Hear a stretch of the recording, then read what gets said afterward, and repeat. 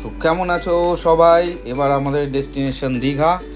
তো আমরা স্প্ল্যানেট থেকে বাসে উঠে গেছি, আমরা মন্দারমণি পৌঁছে গেছি মন্দারমণি। দেখো কত সুন্দর সকালবেলার ভোরের দৃশ্য, খুব সুন্দর মনোরম পরিবেশ।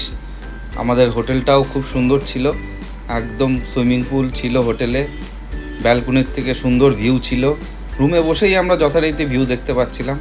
কিছুক্ষণ পর আমরা সুইমিং পুলে নেমে একটু স্নান করে নিলাম, সুন্দর লাগছিল বেশ। সকালবেলা এভাবে সুইমিং পুলে স্নান করার মজাই আলাদা।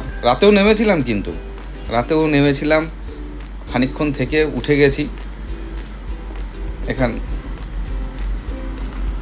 তারপর চলে আসলাম আমাদের সবার প্রিয় সি বিচে। এসে খানিকক্ষণ এখানে সময় কাটিয়ে এই শ্যাক আছে, শ্যাকে আমরা খানিকক্ষণ বসেছিলাম। এ দেখো শ্যাকটা খুব সুন্দর, শ্যাকে বসেছিলাম। তারপরে যথারীতি রুমে ফিরে গেছি, দেখতেই পাচ্ছ।